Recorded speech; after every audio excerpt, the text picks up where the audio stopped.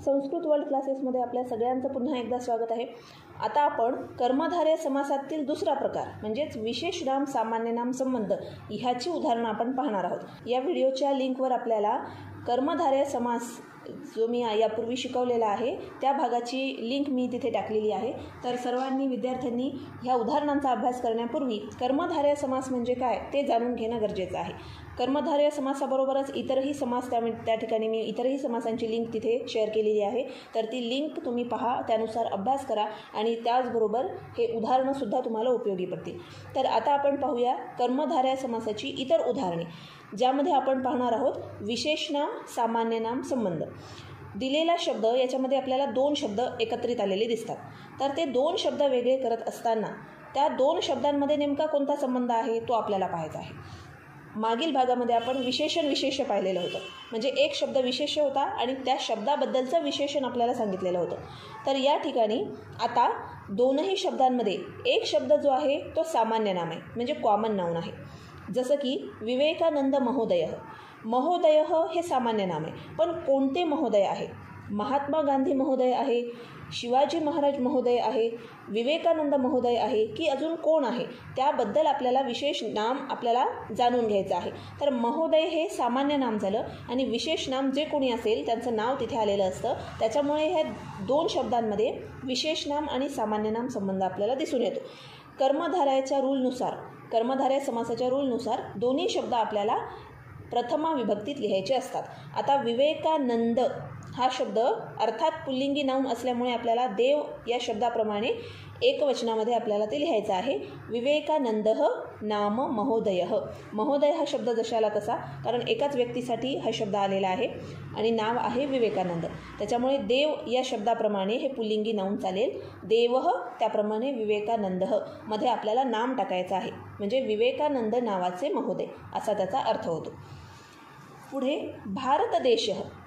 देश हा शब्द देव या शब्दाप्रमाणे चाललेला आहे, अकारांत पुल्लिंगी. भारत देश एकाच देशाबद्दल सांगितलेला आहे, त्याच्यामुळे देश हा शब्द एकवचनी पुल्लिंगी नामाप्रमाणे चाललेला आहे एकवचनामध्ये, देवः सारखा देशः. देश हा शब्द सामान्य नाम आहे. तर विशेष नाम कोणतं आहे? कोणता देश आहे?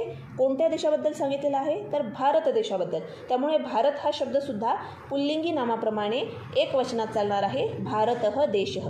म्हणून इथे एक शब्द सामान्य नाम दिसतोय आपल्याला देश हा, आणि त्याच्यानंतर विशेष नाम आहे भारत, म्हणून भारत देश आपण म्हणतो. तर ह्या दोन शब्दांमध्ये विशेष नाम सामान्य नाम असल्यामुळे हे कर्मधारय समासाशी संबंधित आहेत, म्हणजेच ही उदाहरणं कर्मधारय समासाची आहेत. विग्रह करत असताना भारतः नाम देशः असं आपल्याला करायचं आहे. पुढे भास्कराचार्यः. आचार्य हा त्यातला दुसरा शब्द आहे. आता कोणते आचार्य आहे नेमके? त्यांचं नाव काय आहे? तर भास्कर. भास्कर हे विशेष नाम आहे. विशेष नाम आणि सामान्य नाम हा संबंध आपल्याला इथेही दिसून येतो. म्हणून दोन शब्द वेगळे करत असताना भास्कर हा शब्दसुद्धा देवप्रमाणे चालेल. भास्करः नाम आचार्य असा त्याचा विग्रह होईल. असे हे सामासिक विग्रह होतील आणि हेच उदाहरणं कर्मधारय समासाचे आहेत.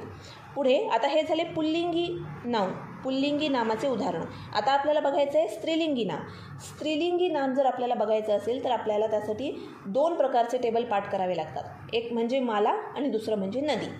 तर हे दोनही टेबल जेव्हा पाठ असतील तेव्हा आपल्या विभक्ती चुकणार नाहीत, कारण स्त्रीलिंगी नाम जे आहे ते बऱ्याचदा आकारांत असतं, पण कधीकधी इकारांतसुद्धा असतं.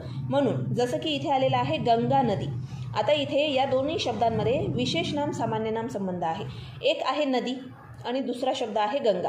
नदी कोणती नदी आहे? तर गंगा नदी आहे, म्हणजे गंगा नदीबद्दल आपण बोलत आहे.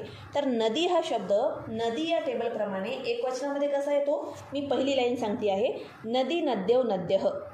नदी नद्यो नद्यः. आता इथे एकाच नदीबद्दल सांगितलं आहे, म्हणून प्रथमा विभक्ती काय होईल? एकवचनामधली नदी असा शब्द आलेला आहे. आता गंगा हा शब्द आकारांत आहे. दोन्ही नावं स्त्रीलिंगीच आहेत. व्यवस्थित लक्षात घ्या, दोन्ही नावं स्त्रीलिंगीच आहेत, पण एक आकारांत आहे तर दुसरा इकारांत आहे. गंगा हा शब्द मालाप्रमाणे चालणार आहे. तर मालाचं एकवचन, प्रथमा विभक्ती एकवचन काय आहे? माला. माला माले मालाहा. माला माले मालाहा. तर गंगा नदी एकच असल्यामुळे माला याप्रमाणे गंगा हा जशाचा तसा शब्द आपण लिहिलेला आहे, म्हणजे त्याला विसर्ग वगैरे लावण्याची काही आवश्यकता नाही. गंगा नदी. गंगा नाम नदी, फक्त आपण मध्ये नाम हा शब्द टाकलेला आहे, गंगा नावाची नदी असं आपल्याला म्हणायचं आहे. हा झाला त्याचा विग्रह. सरस्वती नदी, आता सरस्वती देवी, आता या ठिकाणी दोन्ही शब्द इकारांत आहे. सरस्वती इकारांत शब्द आहे, देवी हा सुद्धा इकारांत शब्द आहे. दोन्ही शब्द नदी या शब्दाप्रमाणे चालणार आहेत. नदी, नद्यव, नद्यः, एकवचन, द्विवचन, बहुवचन. आता सरस्वती देवी एकच आहे, त्याच्यामुळे नदी या शब्दाप्रमाणे दोन्ही शब्द लिहायचे, सरस्वती आणि देवी. सरस्वती नाम देवी हा झाला त्याचा विग्रह. वरती गंगा आपण आकारांत मालाप्रमाणे लिहिलं. आता इथे सरस्वती आपण नदी या शब्दाप्रमाणे इकारांत लिहिलेला आहे. तर अशा प्रकारे कर्मधारय समासाची ही होती विशेष नाम सामान्य नाम संबंध अशा प्रकारची उदाहरणे. तर अशी ही उदाहरणे येतात ज्याच्यासाठी दोन शब्दांमधला संबंध आपल्याला कळला पाहिजे. तो विशेषण विशेष आहे का विशेष नाम सामान्य नाम आहे, आणि कोणताही असला तरी सुद्धा प्रथमा विभक्तीत विग्रह कसा करायचा त्यासाठी आपल्याला टेबल पाठ करणं आवश्यक असतात. तर पुढील भागामध्ये आपण तिसरा प्रकार उपमान उपमेय संबंध हा पाहणार आहोत. त्याची काही उदाहरणं पाहणार आहोत. समास प्रकाराची सविस्तररित्या माहिती मी लिंकवर समास या प्रकाराची सविस्तर माहिती असलेली लिंक मी या व्हिडिओच्या शेवटी शेअर केलेली आहे.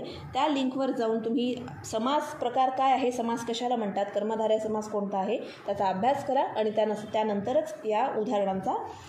त्यानंतर या उदाहरणांचा अभ्यास करा. म्हणजेच तुम्हाला समास समजणं सोपं जाईल. तर पुन्हा आपण नवीन व्हिडिओमध्ये भेटूया, नवीन उदाहरणासोबत भेटूया. तोपर्यंत मला कळवत राहा, मला सांगत राहा की तुम्हाला ही उदाहरणं समजलीत की नाही. त्याचबरोबर मित्रमैत्रिणींनासुद्धा व्याकरणाचे हे व्हिडिओज शेअर करा, जेणेकरून त्यांनासुद्धा अभ्यास सोपा जाईल. पुढील भागामध्ये लवकरच भेटूया. तोपर्यंत नमो नमः.